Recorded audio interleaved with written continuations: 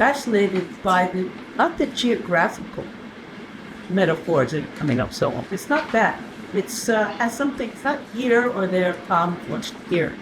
But it has something to do with in between this. I think everybody is talking all the time about bridges, crossings over, and it's that process itself that I found most interesting in what everybody's been talking about today. Not in here or there, but the crossing over and the in-between. It's clear, in fact. And so much has been said that is so interesting that I really don't want to myself ask any real questions. I would like everybody to start, if you don't mind, by answering the question. What do we do? The stuff. And then perhaps after we're done with that, if there are other questions on other things, fine. Otherwise, I can add a couple of things at the end. Basically, I'd rather hear what you have to say to them. Does anybody have any suggestions? Anybody want? Maybe. No. Please? No? She should come to. All right. Well, if you're going to oblige me to do this, then I will. I don't think I really don't think that I made it. I wanted to ask you a little bit. I don't know if this is legitimate or not, because maybe you don't want to answer that. But several people have mentioned a kind of an obstacle. Somebody provided kind of an obstacle. Would you be willing to say something about that? To what? An obstacle to, well, what? So, let me speak again.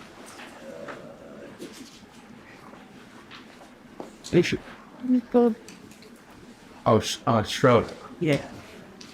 Will you say anything? Well, I mean... Yeah.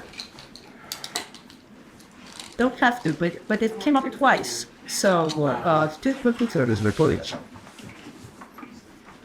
Yeah. So, yes. I don't really have the details at hand. All I remember... You don't need it. You just need it.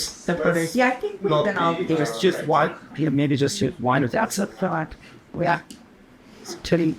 I would turn on mine. What is fine? Yeah. No, I'm none. Just cool. Yes. I don't have any details at hand, but there was always a conflict between the lawyer in Seattle, what Aksionov was saying from Moscow, and Karl. So there were... Aksionov would say, do you want to answer this, Alan? Yeah, in summary, it was Schroeder was making his own deals. We had a contract with Aksionov. We had a contract with every author we published, by the way. And Schroeder would go around that, thinking that he had a better hot deal for Aksionov. So there would be endless conflicts of interest. Curious, if I may add, because I knew Schroeder was Schroeder. He actually called himself Schroeder. Anyway, that doesn't matter. But he was very interested, especially in the Ginsburg case, because of course that brought him. Aksionov probably didn't bring him any money. He did in the world rights. Oh, I see. Remember, it's the American audience. Okay. So, and translated. Okay. I see. Yeah. But what you bought when you buy a show, and you bought Silly was world rights. Okay. Rights alone, French rights alone. You got Jones English right. That would be worth $20,000 in America. And he was trying to maximize it. But then they later got real agents who knew what they were doing and were not looking at what stuff, which was Doctor. But he was a very interesting person, however. He was involved in the Jackson-Vanik Amendment. I mean, he was instrumental. And he spent time in Israel. He was Department of Justice or something. So, no, I'm can just say I'm talking about Leonard Schrader. Yeah. But I remember that Aksionov was fond of him. They were all on the first That was it, because his mother, of course, money came with her memoirs.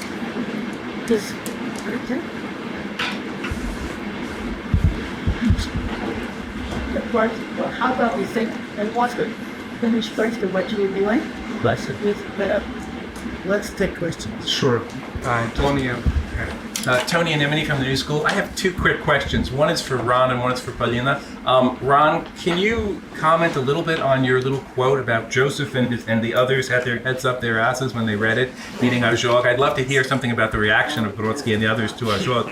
And Paulina, if you could tell us a little bit about the questionnaire thing you started out. I mean, how Salisbury collected the information. I mean, I know he was in Russia from the war until the early 50s, as I remember. And I just wondered, was he collecting stuff then about the siege and, how that worked? And do the questionnaires survive at the archives, stuff like that?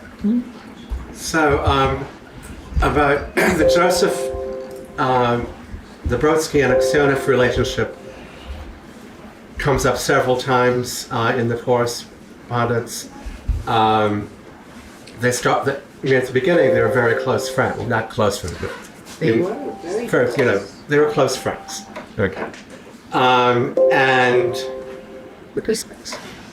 there's a letter from Aksionov asking about Aksionov's health. He's just had a heart bypass operation. So, real concern. And then in Paris in the mid-70s, maybe a little bit later, there's clearly some sort of falling out. And we just get hints of it. And then about a year later, Carl mentions that Brodsky had been to visit and calls something shit.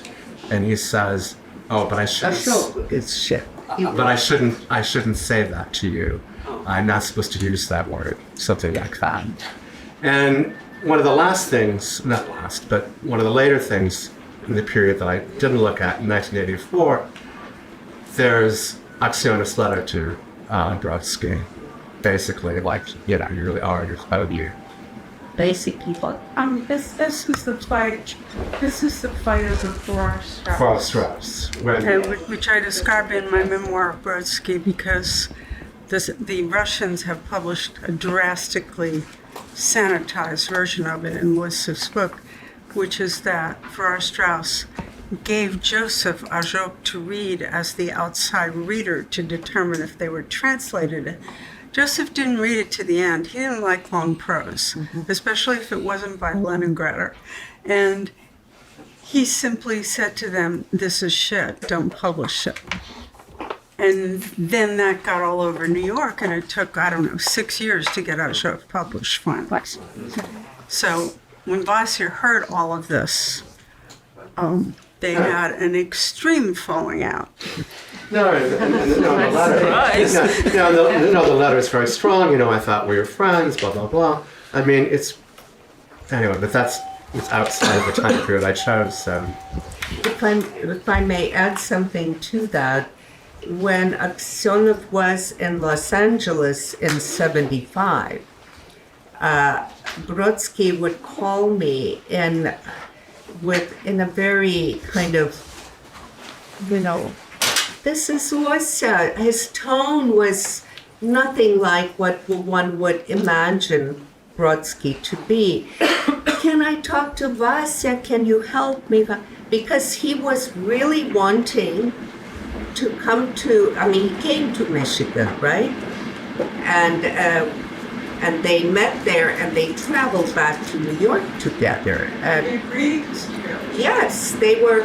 And I remember talking to Brodsky later, after the ship part. The producer asked him, "Why did you do that?" Because I remember how you called me, and you were really the one who wanted to see Aksionov rather than the other way around. At least that was my impression. And he started saying, well, I used to admire him so much when I was young. That's probably, I don't know. You know, he was my model. I looked up to him. All this, if I may say, bullshit. Yeah? And he went on, and I kept again saying, you know, I may not like the novel, but he was a friend of yours. Just say you don't want to review or something like that. And he finally, this is the brilliant line that the hilarious line that he used. He said, what do you expect from a shtetl Jew? Can you believe that? Well, Carl Howard, right after the told him he was telling about so that he was really No, but I mean the line, what do you expect from a shtetl Jew? That is by no means Joseph Brodsky, right? A shtetl Jew. But obviously he wanted to get me off his back and stop talking about this. Yeah. But sorry. I'm kind of speechless, but anyway. We knew this would be an event of amazing stories. Since the magic returned, and since thank you very much for your kind of empowering gesture, and since this will be a question, and is a question of mine very seriously, how one publishes something that reminds me in the best possible version of Pale Fire, right? When the commentary dances a very peculiar dance with a triggering original. So this is the first page of Titadichka. This is handwriting in English, and this is the first suggestion. Iosif Arbeli, I owe him my life twice over. So the comment immediately goes and kind of writes himself into the text and into history. This is what I find interesting. And this is the page where Diakonov reveals himself.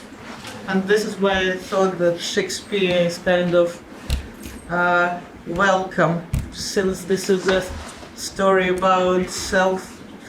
Good. A little translation, not go. Good. Yes. I can read this interview. I can read it. If you want to make it a little bit larger. Yeah. Slide. Go to slide. Oops. Sorry, the bar. Slide. Kind of slide down here. So, Go up. View. You see view. Up. yeah. Yeah. This. Like yeah. And slide. Pick on the slide. No. Or go. Oh, okay. Another way is to go all the way down to the right. There. Punch it there, further up. Put that bigger side. Listen to us. Yeah. Yeah. It's too up. And then, Great. Up. who's the punch? So up or some? Go to slide view right there. There's right next to the minus and plus. Sorry. Yep. The next one, right to the right. To the right of that. To the right of that. Yes. That's enough. It's a bit cutting. Anybody else? No. Yes, okay. I will read it. As to me, I don't want to be anonymous to you. My name is Igor Diakonov. I'm a professor and honorary member of the American Oriental Society and of the British Academy. But as I have said, the times have changed. And this is, I think, goes to our conversation about temporality of that and various kind of sense of time in connection to what we're discussing. So if you would find it possible, as I hope, to use my notes in the new edition of your great book, please do not mention my name. Or do give me the name of, say, Alexei Fedorov. And I think one of the questions that we're discussing, one of the topics that we come to rather often, is Tamizdat and pseudonyms. The pseudonyms, a huge problem of the imaginary identities and all kinds of. It is this atmosphere of the 70s which makes me write this letter to you as a note to page 527. Tikhonov, by page 527, comes out of his hiding place.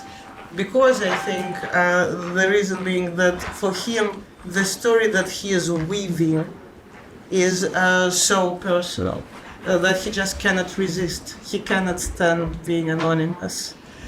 In spite of certain danger, he was большой чиновник in Leningrad at the moment. Back to your question, yes, questionnaires are in the archive. I saw only questionnaires in English.